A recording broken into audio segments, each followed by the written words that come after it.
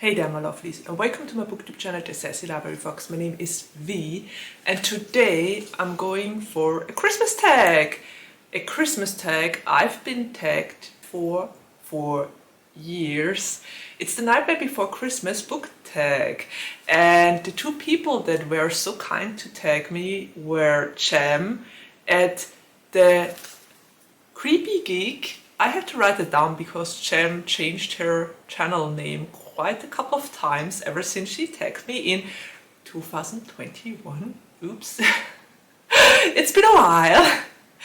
And I also got tagged by Ellie at Bibbidi Bobbidi Books. I'm gonna make sure to link both their videos in the description box down below so that you can check out those two as well. They were great and interesting. I loved their answers. And well, yeah, I think let's just do this. I'm actually doing a Christmas tag. It only took me since 2021. I think they tagged me in November 2021. It's been a long time, but I'm finally getting to it. Yes. Okay, so without further ado, let's just do this and let's get to the first question. And the first question is, check. Find a book with a character that longs for more.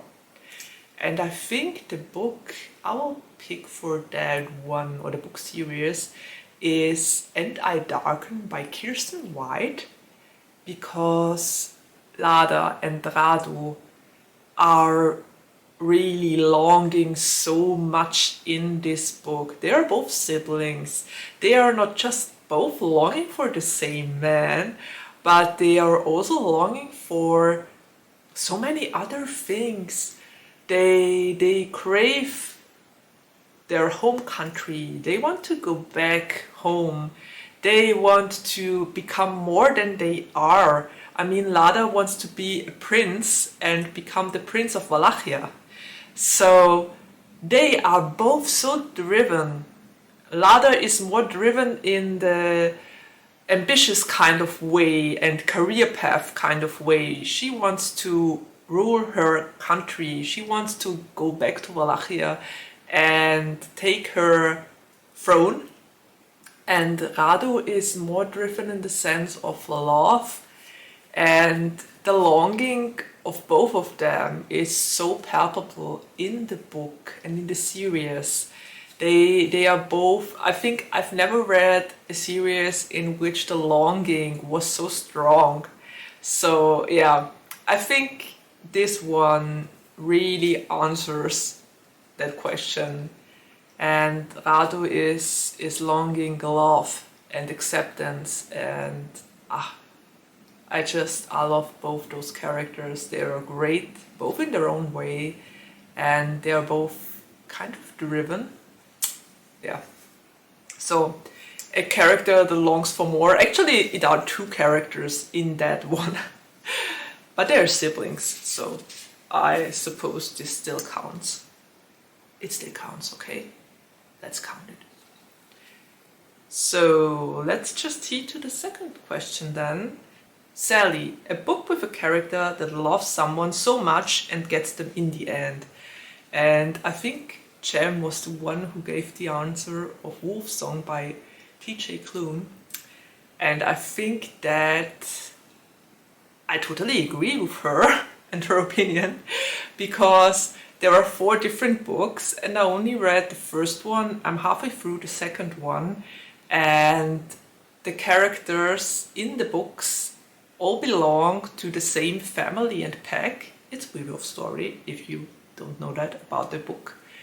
And in the first book, the story is about Ox and about Joey, and I think I'm not spoiling anything when I say that all the 4 books are about different characters of this series and their happily ever after, or rather the way to their happily ever after. So I think all 4 of them might totally fit that description.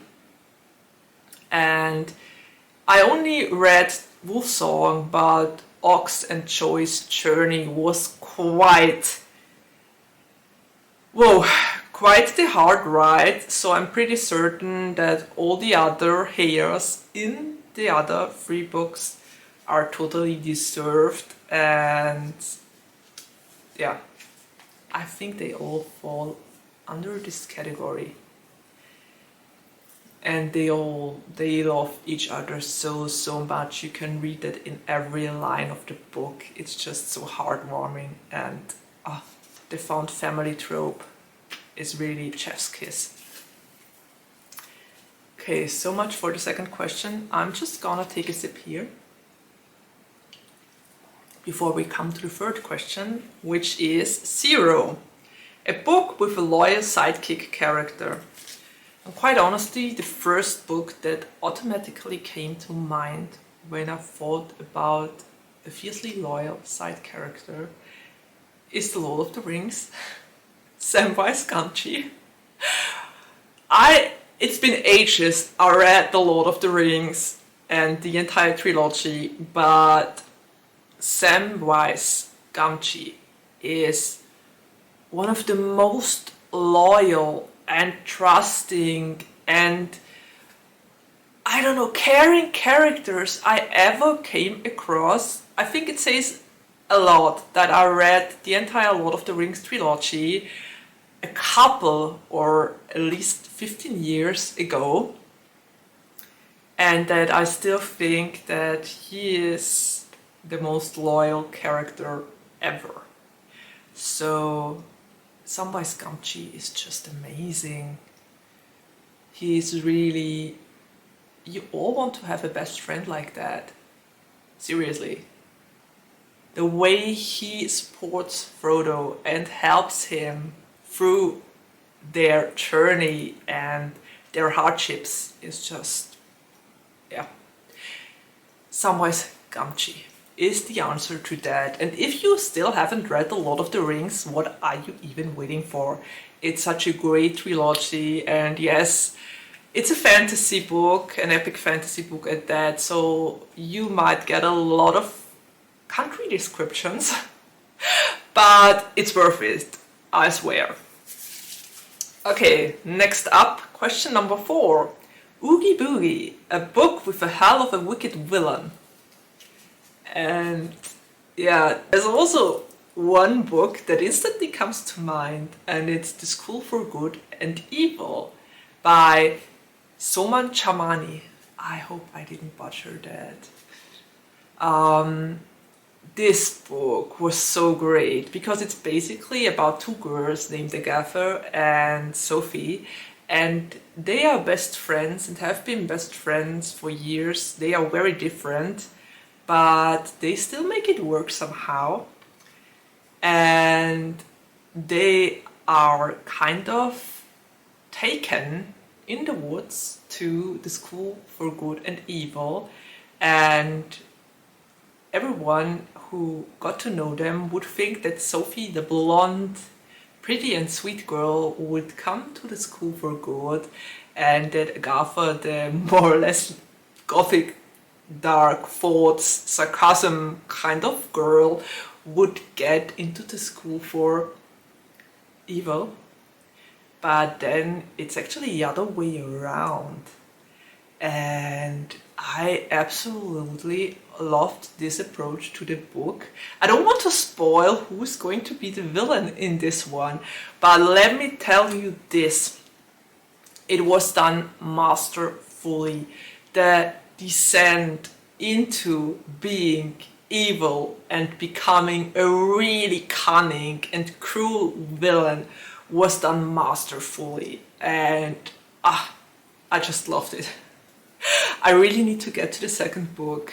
I've been dying to read the second book for a very long time, but still didn't manage to pick it up. Hopefully the next time I'm in the library it will be there. I really need to continue this series. It was great. Okay, next one, question number 5. Halloween Town, a book that is creepy or has a scary theme.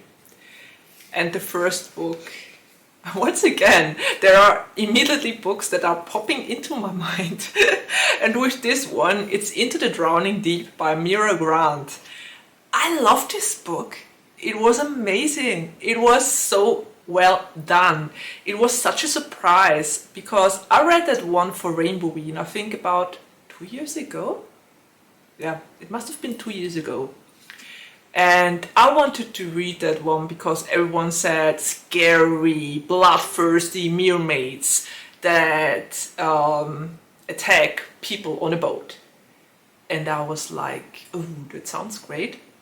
And then I read the book and I was blown away. Honestly, I'm still looking for another book that would be as good as this one because nothing ever came close to the experience I made with this book.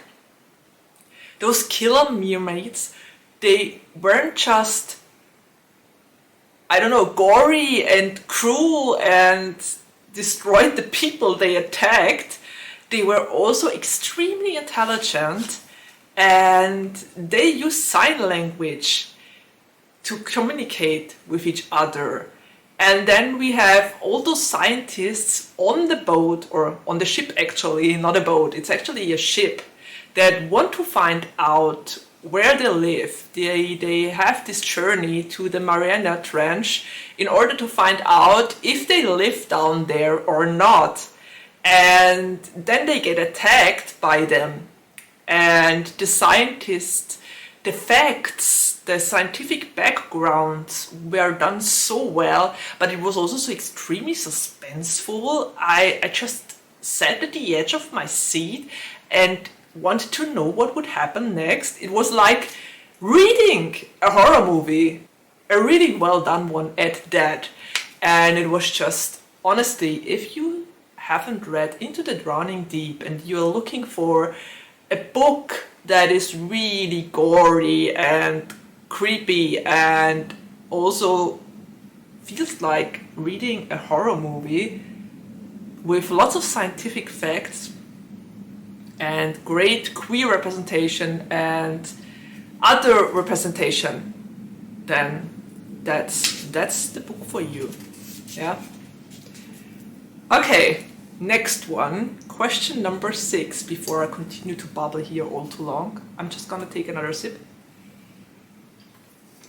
And it's Christmas Town, a book that made you feel all warm and fuzzy on the inside. And because I just recently read it and finished reading it, I'm gonna say Legends and Lattes by Travis Baldry. This book is so great. It has all the cozy vibes.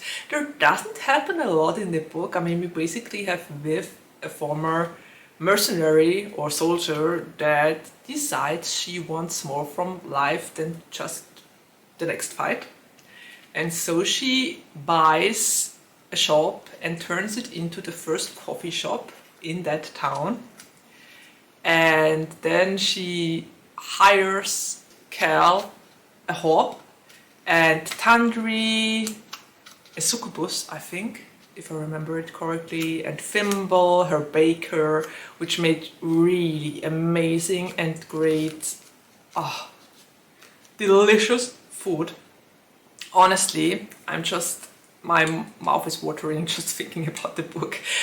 If you read this book, don't go in hungry. Always have something with you because I can guarantee it will make you so hungry to read about all those amazing and delicious sweets in the book. And yeah, there's really not a lot of plot aside of Viv building up her coffee shop, but it's so wholesome and nice, and it's so sweet to see everything coming together and to see how Viv starts to have a found family and all the customers, and it's just pure and sweet and wholesome and honestly everything you need and crave when you just want to read something really, really nice. So yeah, fuzzy, warm, all the feelings. Highly recommended by me. Okay, and the next question is question number 7. What's this? A book that took you by surprise.